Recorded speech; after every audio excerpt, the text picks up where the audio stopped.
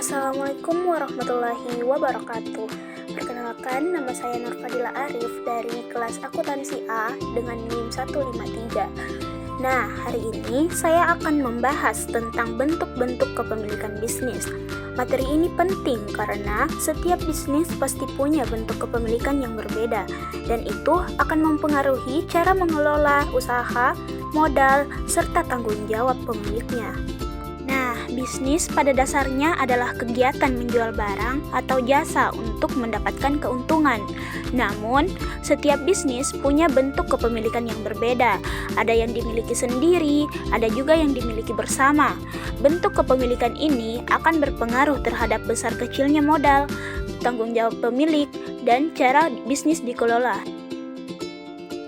Secara umum, bentuk kepemilikan bisnis ada beberapa jenis, yaitu perseorangan, persekutuan, perseroan terbatas atau PT, koperasi, BUMN dan BUMD, joint venture, and franchise. Nah, mari kita bahas satu persatu. Yang pertama adalah perseorangan. Ini bisnis yang dimiliki oleh satu orang. Contohnya, warung makan, toko kelontong, atau pedagang kaki lima. Kelebihannya, mudah didirikan, keputusan bebas, dan semua keuntungan milik pemilik. Tapi, kelemahannya, modal biasanya terbatas, pemilik menanggung semua risiko, dan sulit berkembang jadi besar. Yang kedua adalah persekutuan, dimiliki oleh dua orang atau lebih, misalnya firma hukum atau bengkel yang dijalankan bersama. Ada dua jenis, firma dan CV. Kelebihannya modal lebih besar karena ditanggung bersama, risiko juga dibagi, tapi kelemahannya bisa timbul konflik antar pemilik dan tanggung jawab kadang masih besar terutama di firma. Ketiga, perseroan terbatas atau PT. Ini adalah bahan hukum resmi di mana pemiliknya adalah pemegang saham. Contohnya BCA, Telkom, Unilever. Nah, kelebihannya modal bisa sangat besar karena saham, tanggung jawab terbatas pada modal, dan dikelola secara profesional. Tapi kelemahannya ada pajak ganda, pendiriannya rumit, dan pemegang saham tidak ikut mengelola langsung. Selanjutnya ada koperasi. Prinsipnya adalah dari anggota, oleh anggota, untuk anggota. Contohnya, koperasi simpan pinjam atau koperasi sekolah.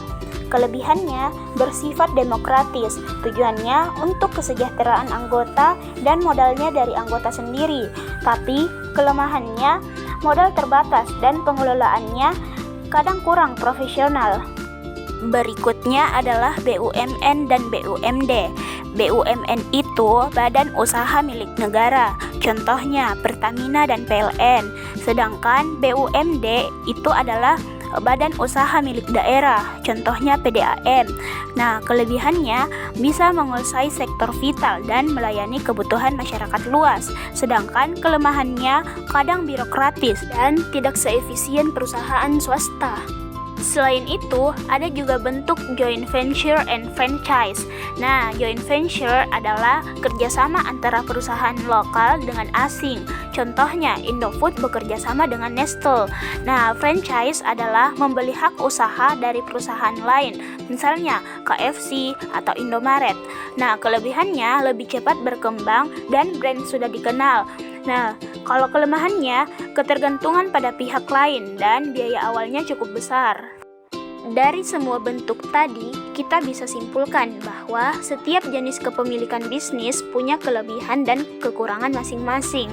Usaha kecil lebih cocok perseorangan, usaha menengah bisa pakai persekutuan atau koperasi, sedangkan usaha besar biasanya berbentuk PT atau BUMN.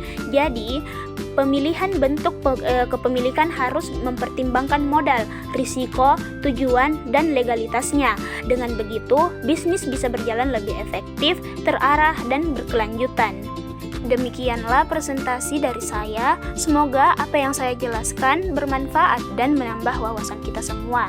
Terima kasih atas perhatiannya. Mohon maaf jika ada kekurangan. Wassalamualaikum warahmatullahi wabarakatuh.